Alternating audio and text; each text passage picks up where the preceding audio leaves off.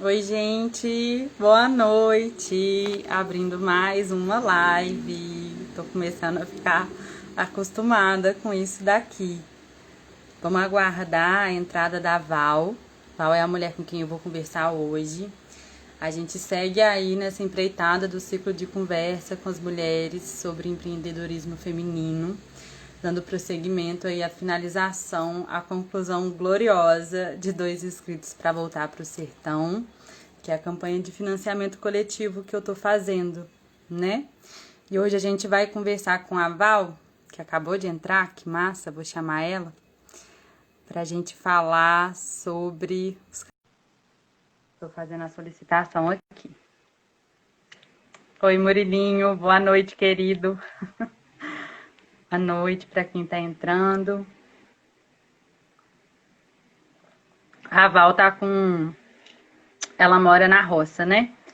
Numa fazenda distante. Aí ela tava com uma questão de Wi-Fi, ela tá contando com 3G.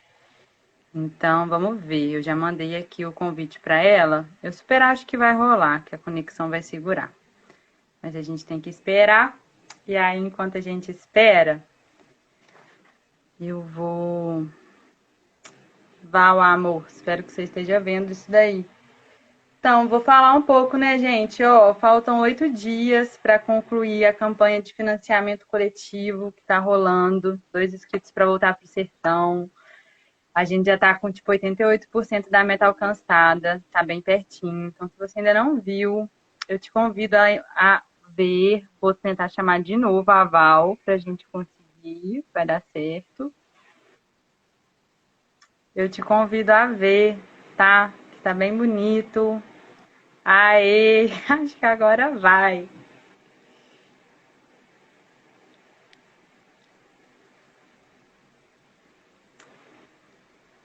A Val é muito querida, assim, a gente se conheceu de um tempo que eu trabalhava com economia solidária. Ei, Pi, boa noite, amor. Tô aqui esperando a gente conseguir conectar com a Val. Então, a Val é essa pessoa, essa mulher que eu conheci num tempo que eu trabalhei numa incubadora de cooperativas populares aqui em Juiz de Fora. Então, a Val faz parte do Mogico, que é a Associação dos Produtores de Orgânicos aqui de Juiz de Fora, produtores e consumidores também. E a gente se conheceu nisso. Tá esperando carregar, né, Flor? Ai, mulher, tô torcendo pra esse 3G aí dar boa pra gente, pra dar bom pra nós. Tá carregando aqui pra mim também. Boa noite, Pi. Saudade sua. Então, eu convivi com a Val, só enquanto isso eu vou falando aqui, né? Eu convivi com a Val, tipo, entre 2016 e 2017, que foi esse tempo que eu estava finalizando a universidade. Eu fazia parte desse projeto de extensão. Daí a gente acabava convivendo, assim, porque eu acompanhava as reuniões do Mogico, que é essa associação que ela faz parte, através da PANI, né? Da PANI Orgânicos, que é essa primeira padaria orgânica da zona da Mata Mineira. Ô, Val, eu tô quase cancelando aqui e te chamando de novo, amor. Mas tô aqui falando o que eu sei de você, mulher. E a gente se via sempre, assim, nas reuniões. Eu até falei com ela, às vezes a gente tinha que conversar de uns temas delicados, sabe? E a Val era aquela pessoa que, quando eu estava perto, assim, eu me sentia bem. Porque eu ali, estudante, representando, né, uma universidade, era tanta questão burocrática na época que... Oi, Lenita, boa noite. Que ela era uma super amiga, assim, nesses momentos. A gente está aqui aguardando a internet da Val conectar. Eu confio que vai, porque ela está na roça e choveu bastante aqui em Juiz de Fora agora, caiu um pezão d'água. E aí o Wi-Fi deles caiu lá na fazenda também. E aí ela tá.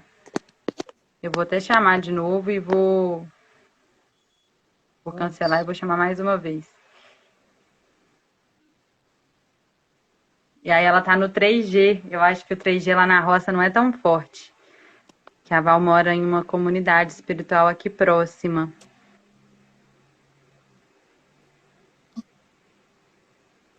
Vou chamar de novo. Ai, Val. Espero que eu... Nossa, fui cancelar aqui. Aí, deu. Vou enviar de novo. Ai, gente, quero muito conversar com a Val, porque ela é uma mulher muito maravilhosa. Eu acho que ela tem tanta coisa massa pra falar. Val, me dá uma indicação. Eu tô aqui falando com ela no Zap. Pois é, Amora. Ela falou que não tá carregando, infelizmente. Vamos tentar mais uma vez. Vamos tentar mais uma vez, gente. Agradeço vocês todos que estão aí aguardando comigo. Porque tem que esperar ela até ficar. É ruim isso, né? Quando a gente fica refém.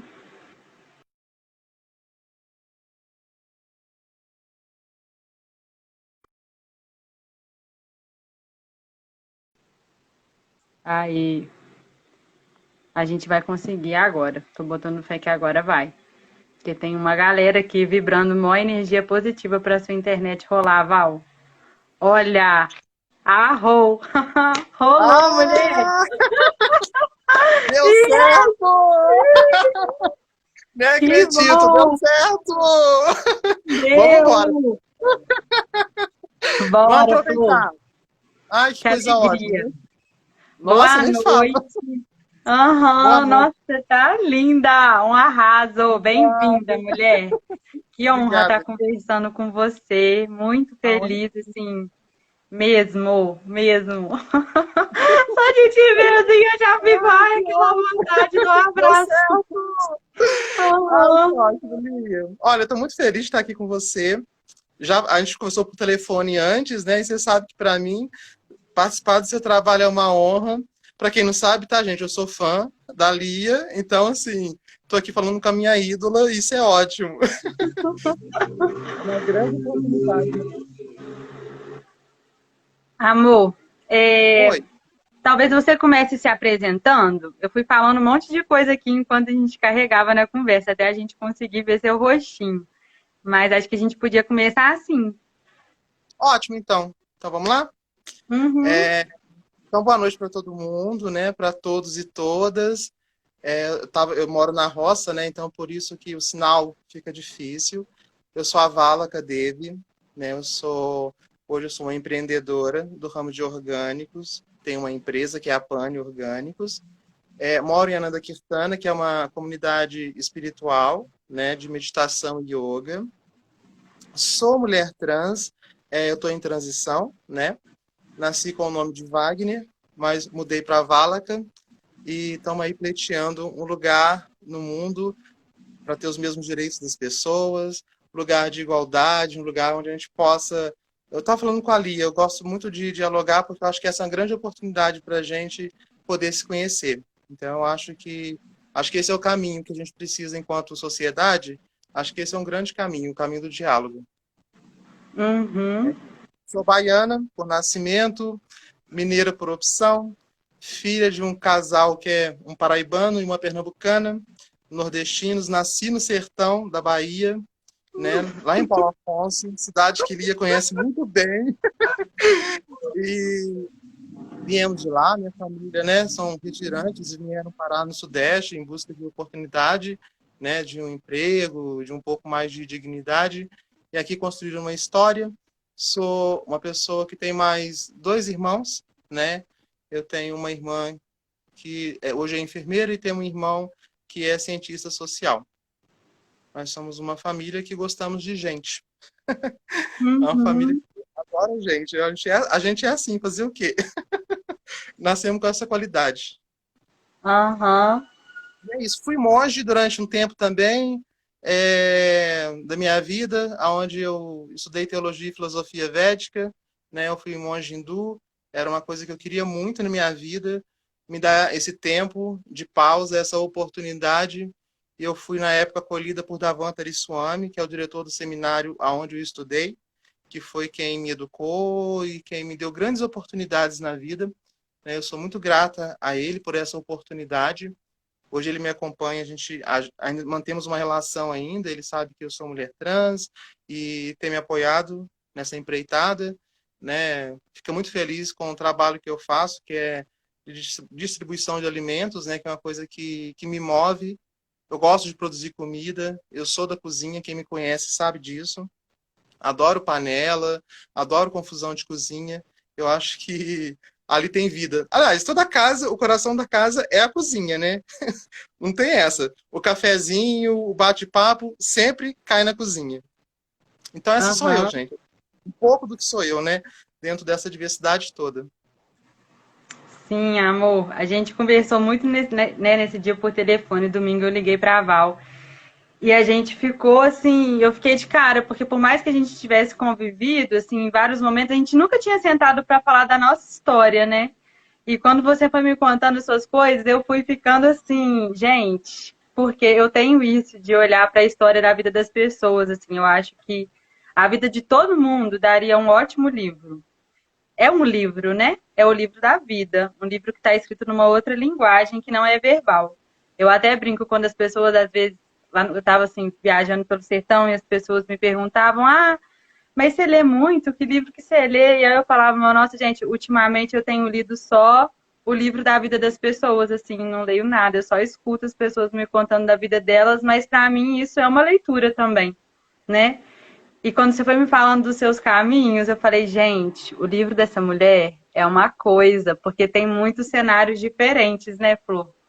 Um Então, monte. assim, a primeira coisa que me chama a atenção e que eu adoraria que você compartilhasse um pouco mais sobre isso, é justamente sobre essa combinação que, na minha opinião, é bastante exótica, assim, exótica num bom sentido, de escolhas assim, de caminhos que você conseguiu colocar juntos, assim. Então você é uma mulher empreendedora que mora dentro de uma comunidade espiritual e que tem esse ativismo da transexualidade.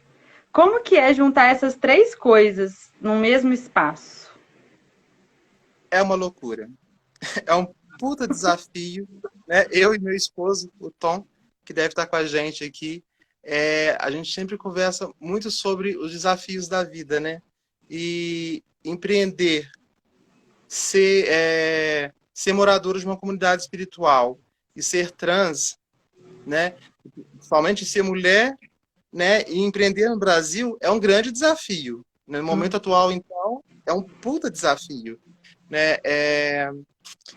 Inicialmente, eu comecei a minha jornada espiritual era uma busca mesmo, isso desde criança, né? E isso foi me levando por caminhos, foi me conduzindo por sendas que realmente eu desconheço o meu controle nessa história, né? Eu não tive controle sobre essa história. Né?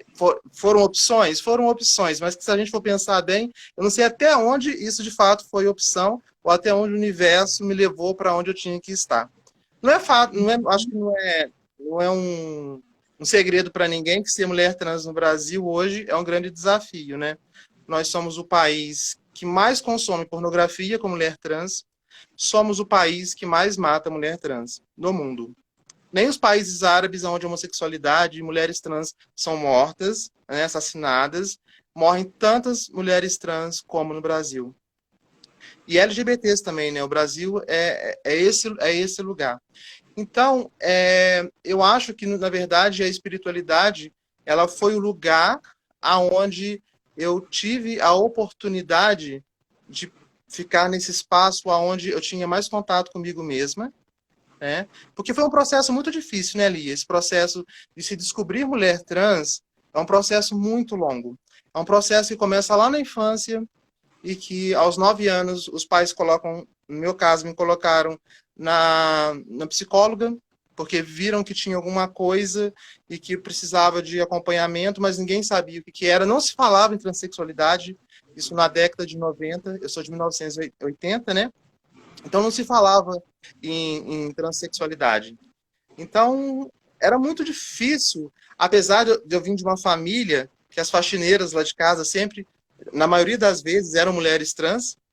Os meus pais davam oportunidade para esse público.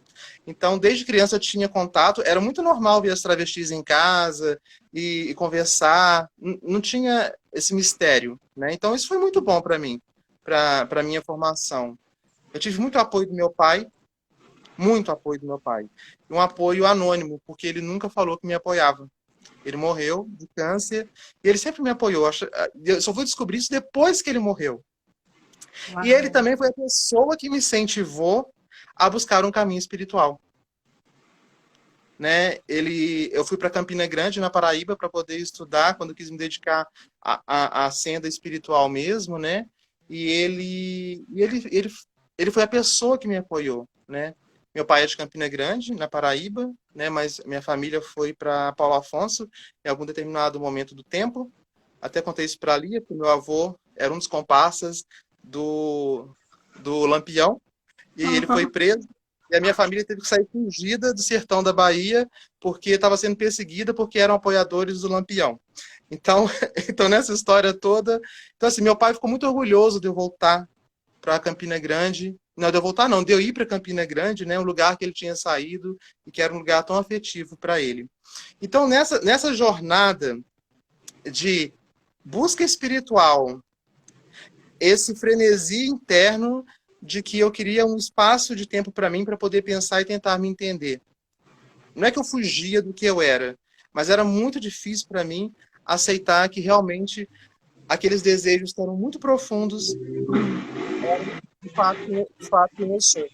Né? A gente tem medo de perder a família, a gente tem medo de ser jogada na rua e passar fome, né? Porque isso acontece com tantas mulheres trans no Brasil que têm que se prostituir porque não conseguem estudar, porque chega um determinado momento da história que o bullying é tão grande que elas se afastam da vida escolar. Aí depois, quando vai chegar a hora do mercado de trabalho, a gente não consegue vaga no mercado de trabalho.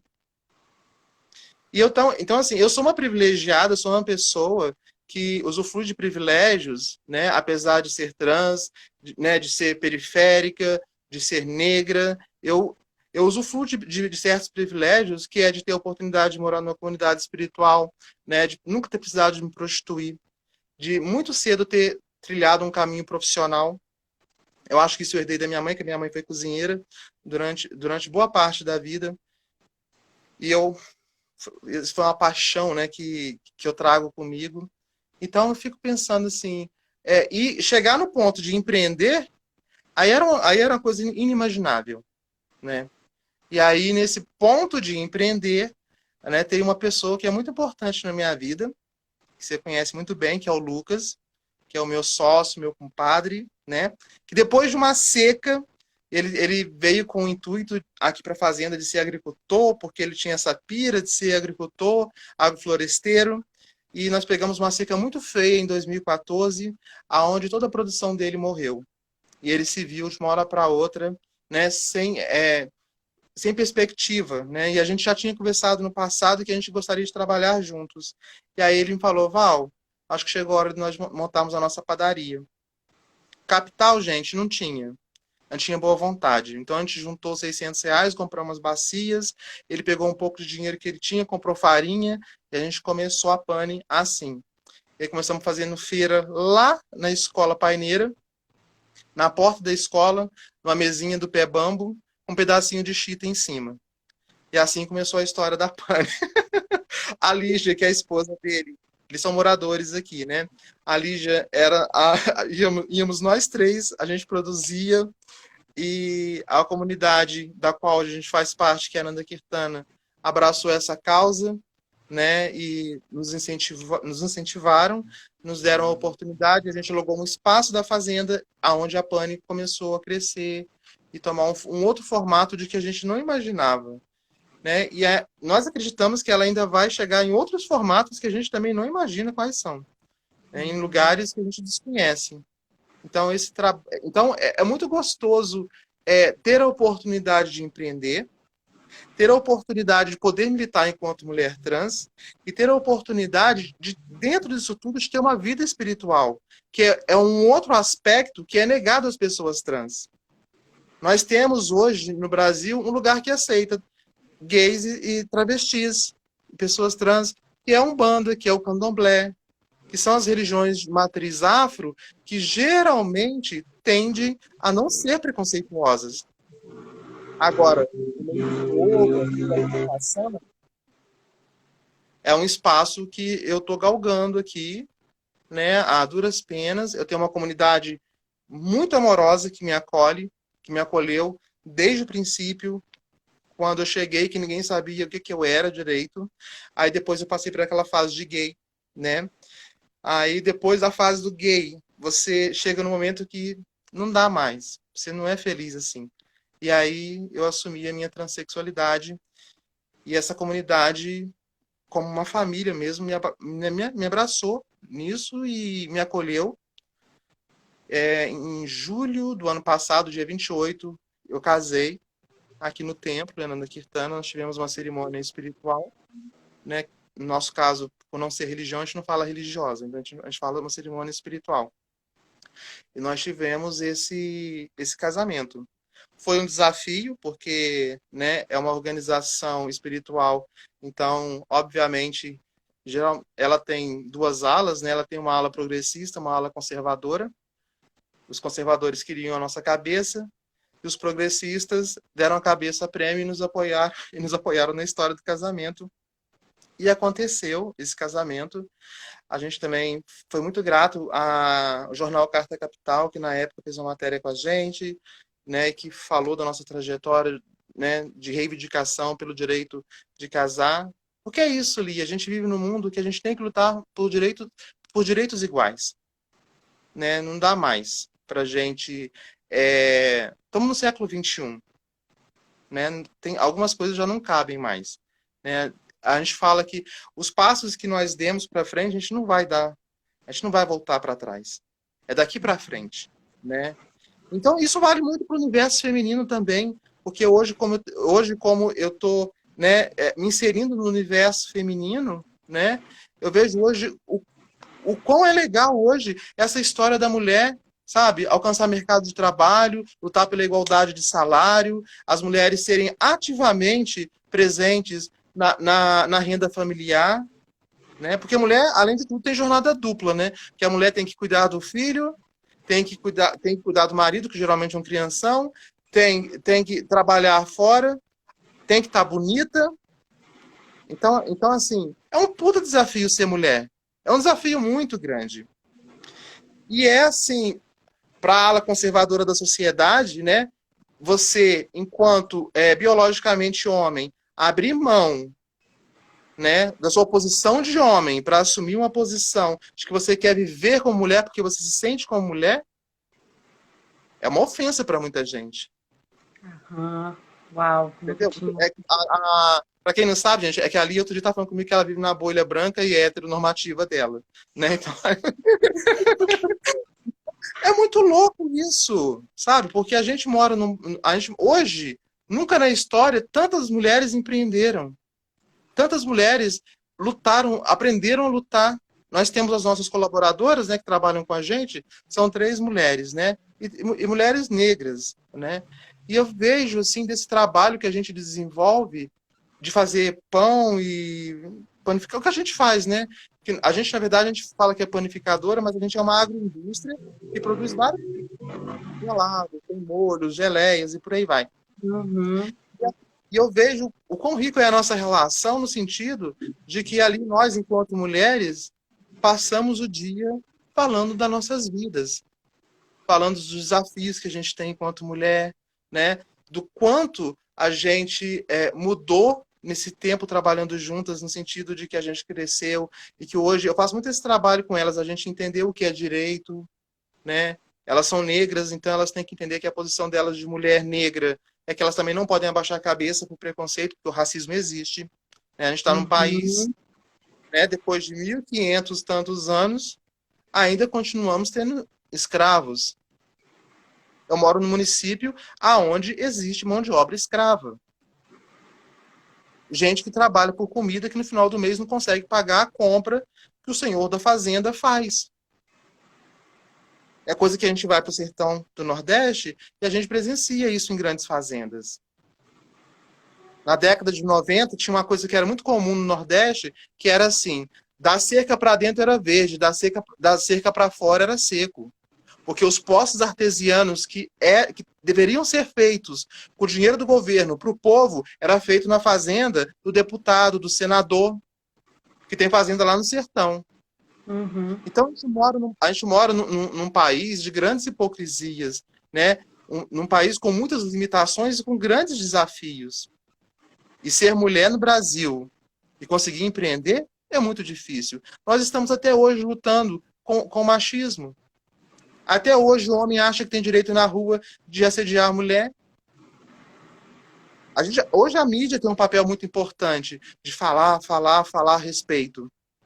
Mas, infelizmente, é uma realidade que a gente tem que passar por ela ainda, né? Então, isso é muito louco. Então, voltando lá atrás, né? Então, assim, empreender, ser mulher trans, né? E ter uma vida espiritual, me coloca no lugar de privilégio. Me coloca no lugar aonde eu tenho que enxergar o meu papel, né? Eu tenho que ver com o que eu posso contribuir para a construção de um mundo melhor. Então, em termos de trabalho, eu e o Lucas achamos esse caminho. A gente acredita que a produção de orgânicos, ela corrobora com a construção de um mundo melhor.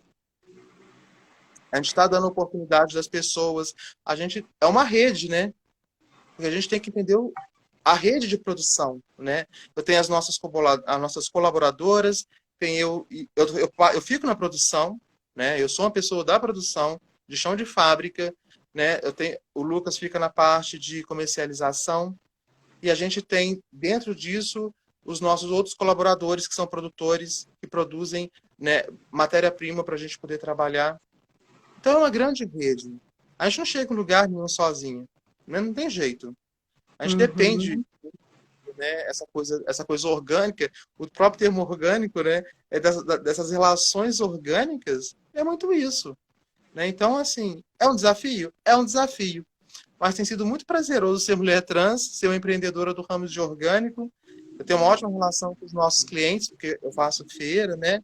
E eu vejo, assim, o quanto a minha relação com muitos clientes que tinham uma certa resistência, com alguns produtores que tinham certos preconceitos, e que a gente, né, por estar próxima, a gente dá a oportunidade, né, de tirar esses estigmas que existem nas pessoas, principalmente com relação às mulheres trans e travestis.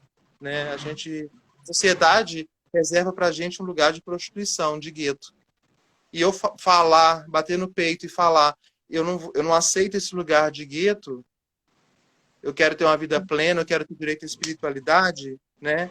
É muito foda, assim, sabe? É um desafio, mas é tão gostoso quando a gente vê os resultados, quando a gente vê que é educação mesmo, né? Isso é trabalhar com educação. O orgânico é isso, né? A gente trabalhar com formação humana, mostrar para as pessoas que a vida pode ser melhor, que a gente pode pensar de forma consciente, consumo consciente. Então, isso são coisas que são os desafios atuais, que cada dia que passa mais a gente vai precisar mais disso, porque a gente está num mundo que, ecologicamente falando, está em declínio, moralmente falando também está em Uhum. declínio. Então, assim, a gente está passando por uma crise política, uma crise moral, uma crise ecológica. E se a gente não se unir enquanto pessoas, independente da sua diversidade, a gente não vai chegar em lugar nenhum. Porque a gente tem que se unir. É isso. Uhum. Amor, você tá me dando Oi. uma aula que você não imagina, assim. Eu tô aqui te ouvindo, pensando, cara, o que que eu vou falar? Mas você até já respondeu várias coisas que eu tava pensando, assim. É isso, né? Porque o orgânico também já é por si só uma outra militância, né? Então é essa militância do espaço espiritual, da transexualidade, do orgânico, do empreendedorismo, do Nordeste, né, Flor? Porque você não é nascida aqui no Sudeste. E aí eu acho que talvez eu quisesse conduzir a nossa conversa um pouco para esse lado, assim. Que você até falou do seu pai, assim, achei muito bonita mesmo a frase que você falou dele ter te apoiado e você nem sabia, né? E você falou também para mim que esse gosto, né, pela culinária, uma amiga minha até falou isso, falou, nossa, a Val tira onda na cozinha e tal, que é uma coisa de sua mãe, assim, né? E que você traz, assim, que você carrega. talvez a gente pudesse falar um pouco dessa coisa, assim, de ser uma pessoa que, com essas origens, né, com essas raízes sertanejas, como que essa raiz sertaneja reverbera em você hoje e como que, talvez um pouco disso, assim, de como que você acaba honrando também o caminho de sua mãe, né, que é justamente esse feminino, né, que... É, é muito louco isso. Outro dia eu fui na casa dela, né? Aí ela falou, ela sempre teve muita resistência com a relação da minha transexualidade. Isso foi muito difícil para ela, Uhum. muito difícil. Ela ficou 3 anos assim, em completo choque. Aí outro dia eu cheguei na casa dela, ela olhou pra mim assim, e falou assim, nossa, você tá tão bonita, você tá ficando na minha cara quando eu era nova. Eu comecei a rir, eu achei assim, ai mãe, é sério, né? E ela tinha muita preocupação comigo, assim, com o meu futuro, né? Assim, dessa história de, enquanto ser trans, de eu não conseguir ninguém, de eu poder casar e ter um companheiro, né? Ela é apaixonada pelo Tom, né? Que é o meu esposo. Então, assim, historicamente, lá atrás, né? A gente tem no Nordeste, né? Aquela cultura que a gente fala que é uma cultura machista, onde as mulheres, elas se apropriam da cozinha. Isso não só no Uhum. Nordeste, né? Em vários lugares do mundo as mulheres se apropriaram da cozinha, né? Então, assim, eu via minha mãe é, labutando, né? Trabalhando em restaurante. Era a mulher de 1,5 m que fazia trabalho que eu não consigo fazer, né? Então, assim, eu sempre tive uma referência das mulheres da família muito por contação de história. Porque como os meus pais vieram para o Sudeste, que lá no Nordeste, tá, gente? A gente fala o pessoal que vai para o Sul. Que É. no Nordeste, o Sudeste é Sul. Então, como são pessoas que vieram para o Sul, né? A gente perdeu esse contato com a família. Então, é um contato muito de... Durante anos era de carta e por telefone. Então, as mulheres sempre foram assim. Então, e tinha alguns primos que eu tinha contato uma vez por ano, de quando se organizava aqui no Sudeste uma festa de São João, com a família. Então a mulherada assumia a cozinha. Eu sempre ficava pela beirada, né? Porque era um menino. Minha mãe não gostava que eu chegasse perto da cozinha. Isso era uma Uhum. coisa assim, meio inimaginável para ela, de que lugar de homem não é na cozinha. É assim que elas pensavam, né? E quando foi em 98, eu tive a oportunidade de fato, trabalhar com alimentação. Então, eu fui convidada para trabalhar em uma confeitaria. Eu entrei como auxiliar do confeiteiro e 3 meses depois eu fui promovida e assumi o lugar desse confeiteiro que já tinha 18 anos que trabalhava nessa empresa. Eu era muito nova, fiquei com muito medo, mas resolveram me dar essa oportunidade, acreditaram em mim. E que bom que acreditaram em mim, né? Que deram essa oportunidade. E aí eu comecei a trilhar o meu caminho na alimentação. Quando eu me tornei monge, aí esse universo teve um desdobramento. Porque quando eu me tornei monge, eu passei a ter contato com a comunidade indiana. No Nordeste, ali na região de Campina Grande, tem uma comunidade indiana muito grande. Porque a Universidade Federal e Estadual, os diretores de departamento, a maioria são indianos. Letras, engenharia, meteorologia, medicina, tudo indiano. Então é uma comunidade indiana muito grande. E eu comecei a ter contato muito com as mulheres. Eu me relacionava muito bem com elas. Eu era monge, mas elas tinham uma relação próxima. E eu comecei a cozinhar com elas. E aí surgiu a minha paixão pela culinária indiana. Eu me tornei vegetariana aos 15 anos. Foi quando eu me tornei vegetariana, né? Uau! E foi é, quando eu me tornei vegetariana, eu tive que aprender a cozinhar, porque a minha mãe se recusou a cozinhar para mim. Então, eu passei um período comendo pão com queijo, depois eu vi que pão com queijo não dava, aí eu passei a comer macarrão, aí eu vi que macarrão também não dava. Então, eu tive que ir para a cozinha. Então, aos 15 anos, eu comecei a cozinhar para mim mesma. Aos 18, eu assumi uma confeitaria. Né? Aos 23, eu comecei a ter contato com a comunidade indiana. E aí, eu comecei a cozinhar para grandes festivais. Festivais de 600, 700 pessoas, 500 pessoas. E aí, eu descobri um dom. Um dom do qual eu lutei muito contra. Porque eu não queria cozinhar, eu queria fazer outra coisa da vida, que eu não sei até hoje o que é, mas assim, cozinhar é uma coisa que eu não queria. E Uhum. é prazeroso para mim, Lia. Quem me conhece sabe disso. Né? Aqui na fazenda a gente tem os retiros espirituais. Durante muitos retiros eu cozinhei. Hoje eu tô de fato cansada, né? Mas assim, cozinhar para mim, para muitas pessoas, é uma forma de distribuir amor. Isso é sério, isso não é conversa fiada, não. Não é para ficar bonito, não. Sabe? Eu acho muito gostoso essa história de você olhar para fora da cozinha, né? E ver que tem um punhado de gente feliz comendo. Sabe Uhum. assim, quando eu era monge, o pessoal falava, essa comida é muito gostosa, a gente acaba de comer e começa a rir. Aí eu então eu acho que essa coisa da energia, porque cozinhar para mim tem essa relação com energia, né? Então assim, isso para mim é uma coisa muito séria, né? Então eu e a Plane me deu essa oportunidade. Mas voltando lá no Nordeste, né? Então o sertão para mim sempre foi muito presente na minha casa por causa da relação com os meus pais. Ser filha de uma pernambucana, de um paraibano, é muito louco, porque assim, é uma outra cultura, gente.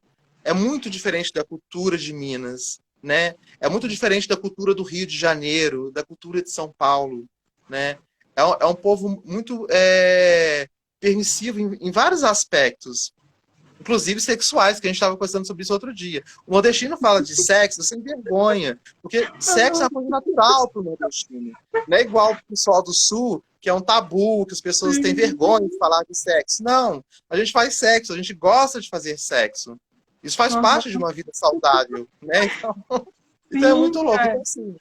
Então, o contato com a família, né? O contato com a família de longe, que era esporádico. O contato constante com o pai e com a mãe, né? Com alguns, porque o nordestino sempre acaba arrumando o nordestino por perto para poder conversar também. Então, isso fez de certa forma, a cultura do Nordeste, do sertão principalmente, tivesse muito presente na minha formação humana, inclusive culinária, né? Porque ali a Uhum. gente, apesar de eu ter me tornado vegetariana, mas durante muitos anos eu ajudava no preparo do sarapatel, da buchada, que é comida de sertão. Quem foi pro Total. sertão sabe. Cuscuz no café da manhã, com banana frita, entendeu? Então, assim, culinária sempre teve muito presente, inclusive nesses aspectos. O Nordeste tem essa influência muito grande na minha vida que não dá para negar. De vez em quando hoje eu sou mineiraça, né? Cheguei aqui em Minas com 3 anos de idade, porque meus pais moravam no Rio, e naquela época, em 1983, já estava extremamente violento no Rio. Minha mãe queria uma cidade mais tranquila para morar, e aí se descobriu que existia uma cidadezinha no Suvaco do Gambá chamada Lima Duarte. E a gente foi para Lima Duarte, morar em Lima Duarte. E dali, meu pai nessa época estava indo embora do Brasil, né? Então minha mãe ia ficar sozinha comigo e com a minha irmã, que meu irmão até então não existia. E aí nós tivemos essa oportunidade de morar no interior das Minas Gerais. E aí mais Uhum. influência culinária, porque nós tínhamos as festas de Nossa Senhora de Bitipoca, onde a mulherada se juntava para produzir doce para levar para a festa de Nossa Senhora de Bitipoca. Na Semana Santa, os caminhões de leite subiam com os tachos lotados de doce. Na época que Bitipoca ainda era uma igreja com meia dúzia de casas. Não existia parque, não existia aquele complexo gastronômico, de hotéis, de hotelaria que tem lá hoje. Era uma outra Uhum. época, né? Então, assim, então a gente vai somando, né, as influências, os contatos. Eu sempre me lembro do caderninho de receita da Salete. A Salete, eu falo que é a minha mãe preta. Ela trabalhou com a gente durante 9 anos na nossa casa. E é muito engraçado a gente perceber as influências também das pessoas que trabalham com a gente. Né? A Salete, ela era para ter sido uma funcionária, mas na verdade ela se tornou parte da família. Né? Meu pai e minha mãe têm um profundo carinho por ela, e eu falo que é minha mãe preta porque, assim, muito do que eu sou hoje, enquanto mulher, eu devo a Salete. Porque ela é uma mulher que tem muita influência na minha vida, inclusive gastronômica também. Então, assim, Uhum. são muitas mulheres que fizeram parte da minha vida. E do Nordeste, muitas mulheres. A oportunidade que eu tive de ir estudar em Campina Grande, na Paraíba, me fez essa reconexão com o Nordeste, sabe? Lá eu queria entender as raízes da minha família. E aí, quem foi para o Nordeste, que já viveu no Nordeste, entende o que é o Nordeste. Aqui nessa live eu sei que tem gente que morou em Fortaleza, tem você que foi para o Sertão, eu estive lá em Campina Grande. Então, assim, ele envolve, o Nordeste tem a capacidade de envolver a gente numa cultura que simplesmente nos conquista. Então, o Nordeste para mim foi isso. Então, voltar, né, enquanto membro de uma família que originou de Campina Grande, voltar para Campina Grande e poder ir para a feira, poder pegar a documentação antiga da família no museu, poder conhecer o museu, poder, sabe, aquelas coisas assim, você ter na mão esse tipo de coisa. Isso, Uhum. isso foi muito gostoso, sabe? Chegar a época de São João, você ir para a rua comer pamonha, sabe? Aquela coisa assim que Aham. toda esquina tem uma pamonheira, e que de noite tem fogueira, e que no dia de São João, gente, toda casa tem uma fogueira na porta. Não interessa se é de pobre ou se é de rico. Pode ser um condomínio. O porteiro é pago para fazer uma fogueira na porta no final da tarde, no dia de São João. Então isso é muito rico. É um lado do Brasil que, infelizmente, muitas pessoas não têm acesso, né? E essa perda cultural que a gente está tendo, ela é muito grave, ao meu ver. Sabe? Eu acho que a gente tem que realmente fazer esse trabalho de resgate cultural mesmo, de valorização de todos esses aspectos que existem. De todas as regiões, né? Mas tem regiões que Uhum. a coisa é mais pura, assim, a coisa é mais límpida, né? Assim, a gente tem ali no Nordeste muito disso ainda, dessa cultura popular muito preservada ainda. E uma cultura própria, né? Tanta coisa aconteceu por ali. Então Aham. é isso. Aham. Total, Flor. Eu acho muito, é uma coincidência, então acho que as pessoas não sabem, né? Mas a Val, você nasceu foi em Paulo Afonso, né, Flor? Foi em Paulo Afonso. E depois teve esse retorno lá para Campina Grande, que era a cidade do seu pai. Então essa cidade que a Val nasceu foi uma das cidades que eu visitei, né? E é uma cidade muito linda, porque tem muita água do Rio São Francisco, tem um monte de cachoeira, tem. Não é nem um açude, né? É tipo uma represona gigante, assim. Então, essa é uma coincidência muito feliz dos nossos caminhos. Eu acho uma coisa que você falou, Val, que você falou, que eu perguntei isso da culinária, né? E você falou disso, você usou uma palavra que eu gosto muito, e que foi uma palavra até que eu fui ouvir falar lá no sertão, perdão, que é o dom. Foi um senhor que uma vez falou isso comigo. Era um senhor que ele me dizia que o dom dele era ser um agricultor do semiárido, da Caatinga. Olha. E ele me falava o tanto que a vida da gente aqui na Terra é para a gente descobrir, desenvolver e apresentar o nosso dom para o mundo. Então ele já tinha descoberto que o dom dele era isso, da agricultura no semiárido. E era isso que ele fazia. Depois que ele descobriu que o dom dele era esse, ele desenvolvia e apresentava esse dom dele para o mundo. E aí você falou, essa live, assim, para mim, pessoalmente, foi muito motivada por essa busca pelo dom, assim. Eu sinto que quando eu criei a campanha de financiamento coletivo, foi muito nessa vontade de, cara, colocar o meu dom nesse lugar do meu trabalho. Então é isso, se eu gosto de escrever, eu vou trabalhar com a minha palavra, eu vou vender a minha palavra, eu vou transformar ela no meu sustento, né? E aí você falou que a culinária era um dos seus dons e que foi até um processo difícil para você de admitir que era isso, né? Porque talvez uma parte sua não quisesse que fosse. E eu queria te perguntar se você identifica, sente outros dons assim que te habitam, dons que talvez você ainda não teve esse espaço de desenvolver, te apresentar, ou se você sente que esse dom da culinária já é uma coisa que, sei lá, já te toma muita conta, assim, é muito em torno disso mesmo. Então, Lia, a culinária ocupa um espaço na minha vida de muitos anos, né? De muitos anos. Uhum. Eu olho para o futuro, né? Eu gostaria de plantar. Aham. Eu tenho paixão por isso, assim, plantar.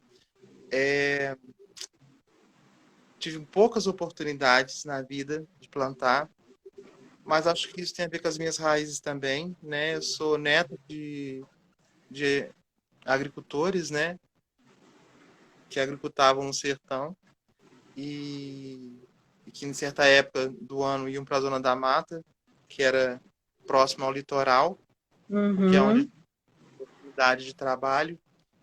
Então hoje, assim, quando eu olho para o futuro, né? Assim, lá na frente, eu gostaria, de certa forma, de continuar trabalhando com alimentação. Mas alimentação também em outros aspectos, sabe?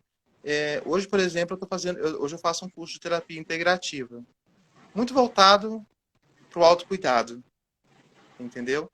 Mas eu vejo que lá no futuro, quando eu tiver mais madura, né? Eu sou jovem ainda, estou só com 40 anos, assim, uma adolescente praticamente, né? Uhum.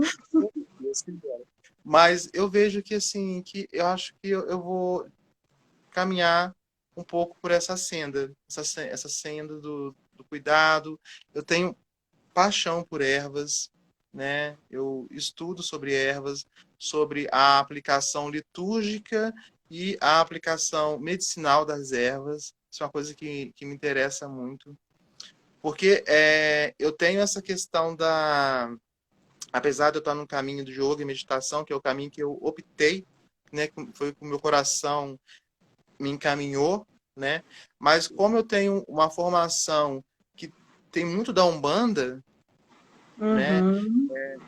influência do meu pai também, né? Então essa coisa das ervas sempre teve muito presente na minha vida desde a infância. Desde a tenra infância, desde os 4 anos de idade, eu já gostava da história das ervas e de ver as baianas, né? As mães de santo dando banho e receitando remédio. Porque eu fui uma criança muito doente. Eu tive muito próxima da morte, né? Por ter uma questão renal.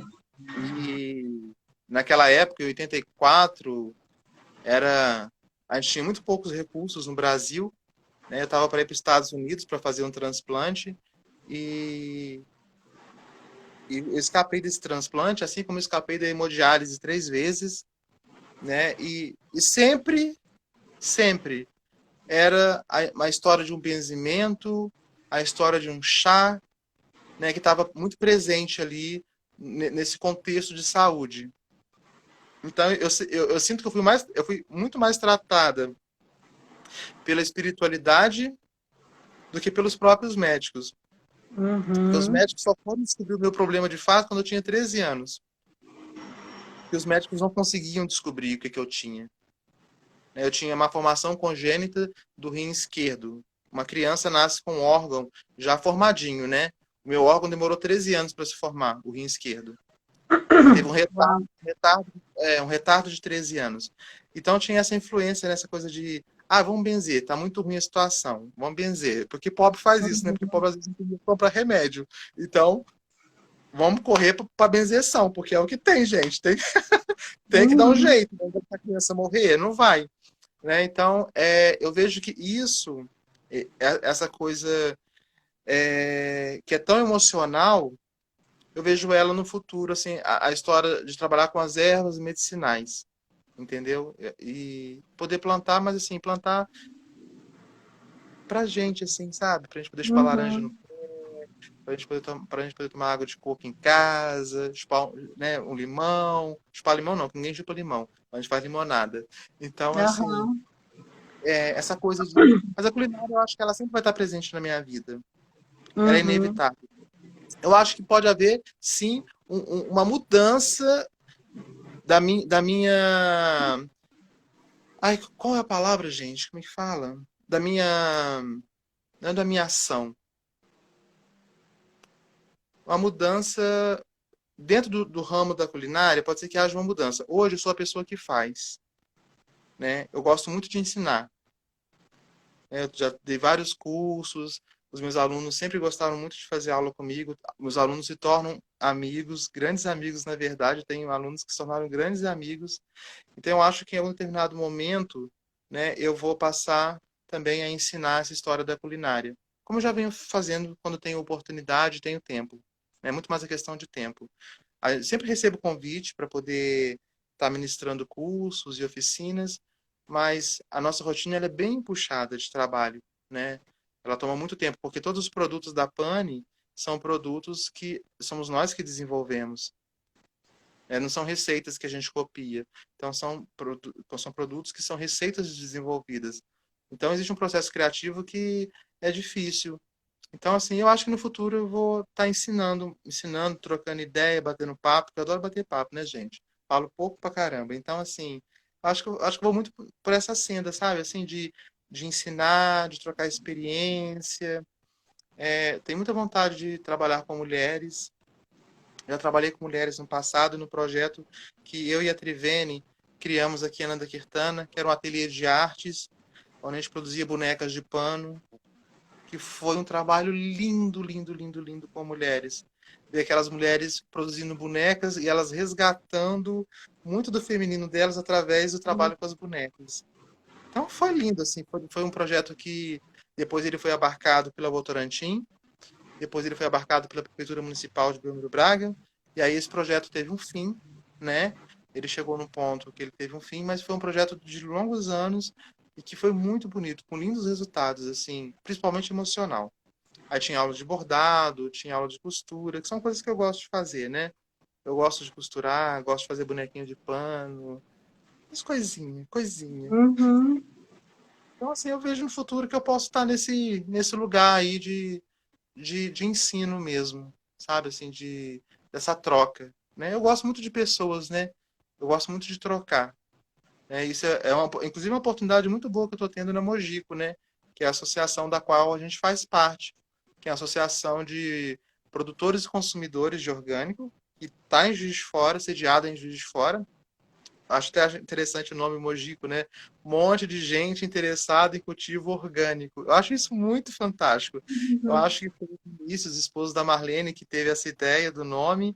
Eu achei que foi assim, psicografado esse nome, porque eu acho muito. Aham. É um trabalho bonito a gente ver pessoas de diferentes níveis sociais ali entre os produtores, mas que estão crescendo junto, que trocam experiências. Essa história de trocar experiências, sabe? Essa história de ver que você não sabe nada e que o conhecimento do outro acrescenta ao seu e que assim a gente vai reverberando coisas boas, né? Acho que é o que a gente precisa. Responde aí. Nossa, amor, demais, demais.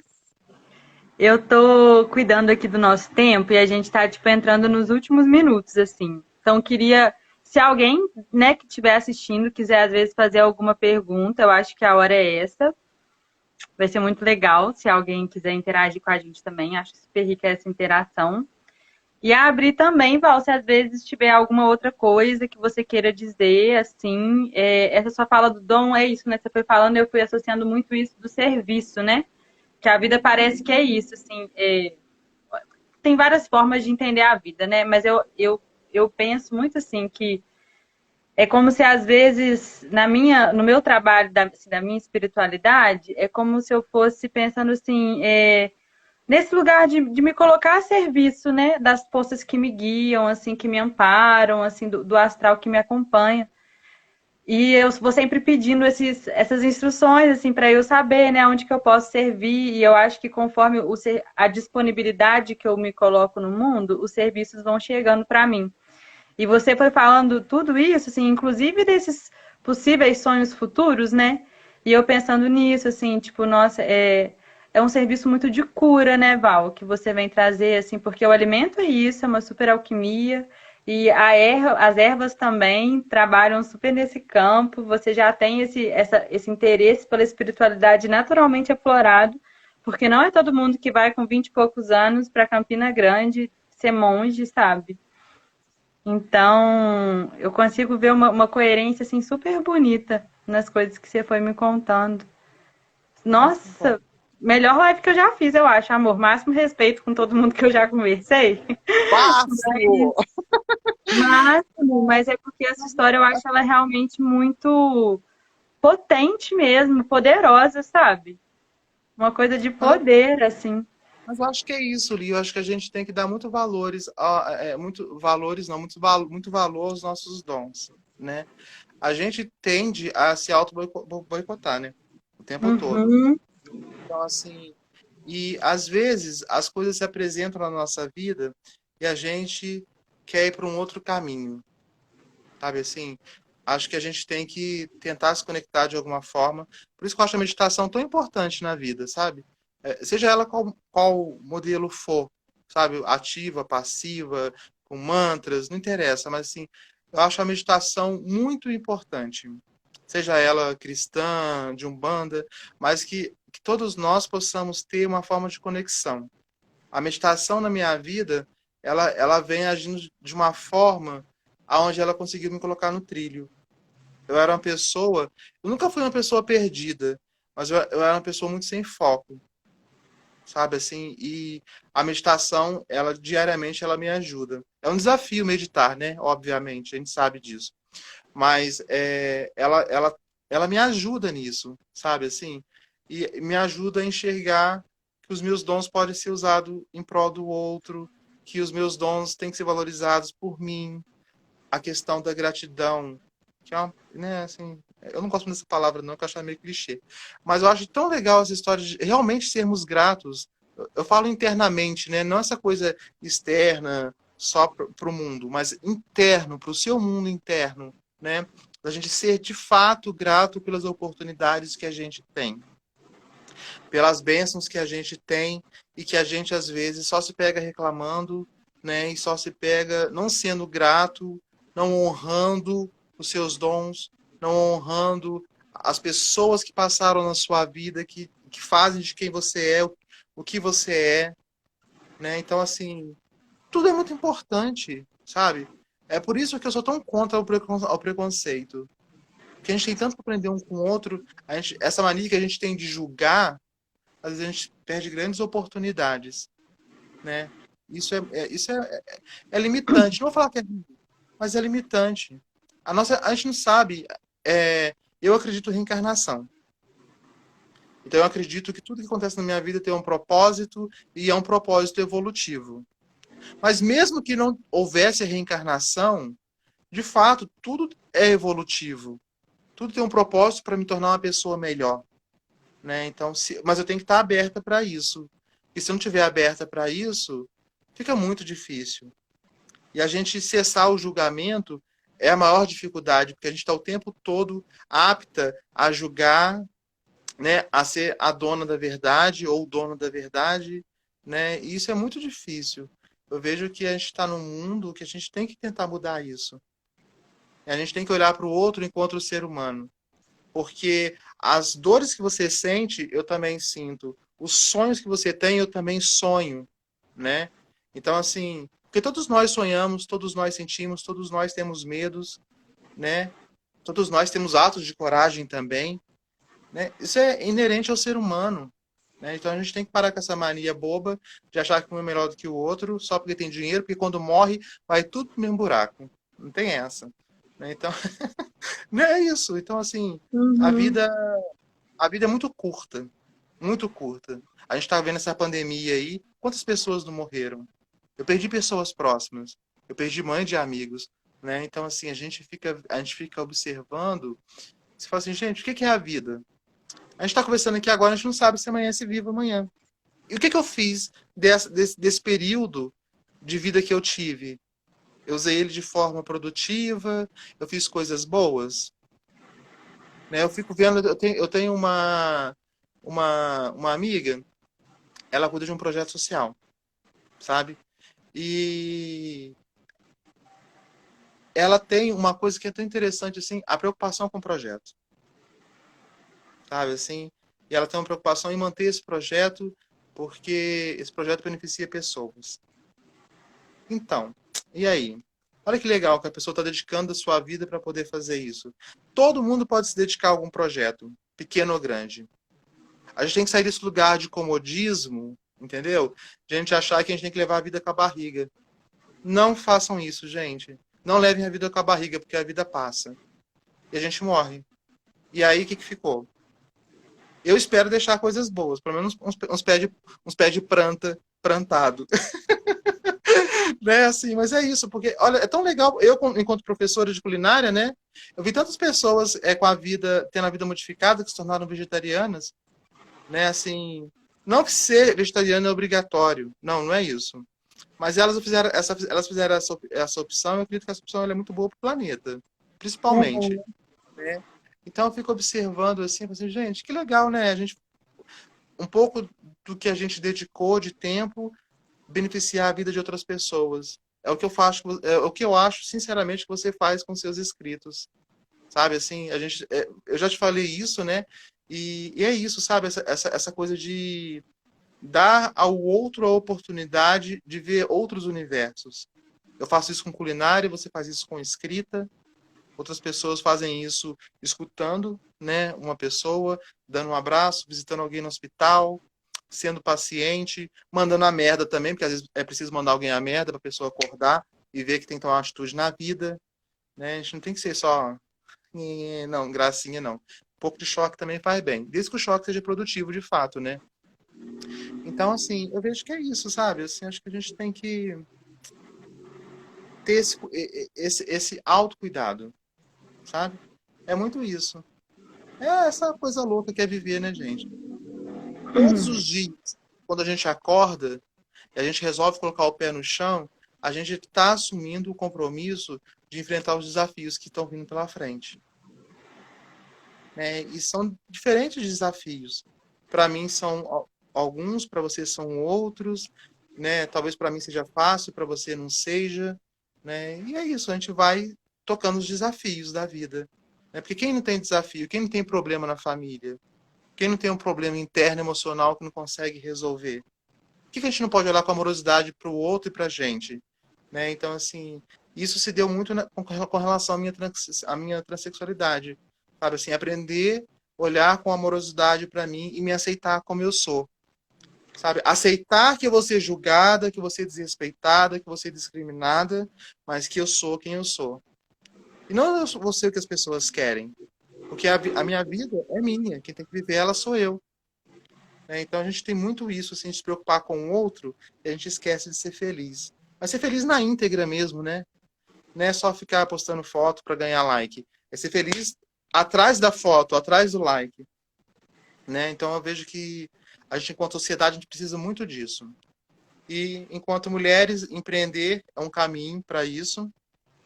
É um caminho para a gente construir um mundo melhor. Hoje a gente tem várias plataformas aí que estão auxiliando mulheres empreendedoras, projetos que estão trabalhando com mulheres negras empreendedoras, mulheres transexuais empreendedoras, né? Porque a sociedade está mudando, é um novo tempo de oportunidades, aonde quem quer corre atrás e consegue. Consegue sim. Porque quem veio de uma família, como eu vim, não sou uma pessoa rica, eu sou uma pessoa trabalhadora, só isso. Mas quando a gente consegue ter dignidade através do nosso trabalho, né, isso já é uma grande vitória. Independente de ser rica. Porque às vezes a gente é rico, não é feliz, às vezes a gente é rico na vida mal sucedida, emocionalmente. Né? Então, assim, são esses desafios que eu acho que a gente tem que encarar com o peito aberto, né? Sabendo da nossa posição enquanto mulher cis, enquanto mulher trans, enquanto mulher branca, enquanto mulher periférica, enquanto mulher negra. Né? Saber o nosso papel na sociedade, saber o nosso lugar e ter esse interesse pelo ativismo, sabe? Assim, saber que enquanto mulher você tem o direito de desenvolver um papel social de dignidade. Né? A gente não pode abaixar a cabeça e achar que seja subjugado ao machismo, coisa do tipo. Nós temos a obrigação de corroborar para que esse mundo mude, né? Para que esse machismo seja modificado, né, para que os homens e mulheres machistas tenham a oportunidade de ver que estão erradas e que podem mudar e que a gente, assim, vai fazer um mundinho melhor. De repente não é o mundo todo, mas a gente vai fazer o nosso núcleo pequeno um pouco melhor. Esse núcleo vai influenciar um outro núcleo. Aquele trabalho de formiguinha, né? Porque Uhum. o mundo tá tão cagado, sabe? Assim, é tanta merda acontecendo o tempo todo e a gente tem que focar em coisas boas mesmo. Porque as coisas ruins estão acontecendo. A gente não precisa focar no que é ruim. O que é ruim já está acontecendo já. A gente tem que focar no que é bom para tentar mudar o que não está bom, entendeu? Então eu vejo que o orgânico tem esse papel. Eu vejo que ser uma ativista transexual tem esse papel. Né? Eu vejo que ter uma vida espiritual, né, tem esse papel. E eu sei que quando eu luto por uma vida espiritual, eu estou dando a perspectiva para que outras pessoas que são trans e que são gays também saibam que elas têm um lugar onde elas possam ser acolhidas, aonde, né, elas têm um lugar onde elas possam olhar para elas pelo que elas são, e não pelo que a sociedade espera delas. Né? Porque isso aí, a sociedade sempre vai esperar da gente alguma coisa. A gente nunca vai corresponder às expectativas da sociedade. A única obrigação que a gente tem de corresponder são com as nossas próprias expectativas. Entendeu? E cuidar com o amor de quem está do nosso lado. É isso. É simples e não é, mas é isso que a gente tem. Esse é o desafio de viver, né? Não mandei nascer. Nasceu porque por algum motivo. Uns falam que é porque quis, né? Mas se não foi porque quis também, não interessa. Nasceu. Agora, Nasci. vamos fazer do limão uma limonada. É isso. É isso, amor. Você disse tudo, eu não falo nada mais. Eu apenas agradeço muito, Val. Vala Cadeve, essa mulher maravilhosa que me deu o prazer dessa conversa. Muito nutritiva, Flor. Tô até meio sensível. Eu vou fechar a live assim mesmo. E te agradeço demais. A gente se comunica. Espero que a gente consiga se ver com responsabilidade em algum momento, igual a gente estava intencionando. E eu agradeço muito, muito. Ah, eu que Nossa, agradeço, Bia. Super te agradeço essa oportunidade da gente estar aqui, trocar ideia, né? Você é uma pessoa muito querida por mim, já trabalhamos juntas já, né? Na associação e tal. Então, assim, sabe, é muito bom a gente ter espaços aonde a gente possa trocar ideias, sabe? Assim, onde a gente possa trocar mesmo essa coisa com sinceridade, sabe? Essa coisa assim com sinceridade, sem parede. Então, eu acho isso muito legal. Muito grata pela oportunidade, tá? Super te agradeço essa oportunidade. Essa é uma pessoa que mora no meu coração. Mesmo quando estava lá, perdida lá pelo sertão, gente, eles quando a gente trocava as mensagens para menina, onde você tá, que não sei o quê. Essa é uma pessoa, essa é uma pessoa que não me sai do coração e a gente vai fazer ai, muita coisa amor. junto, com certeza. Tá Amém, bom? mulher. Um bom descanso pra gente, tá? Um beijo grande, tá? Beijo no coração. Beijo, Fica com amor. Deus. Você também, Tchau. Deus abençoe. Amém.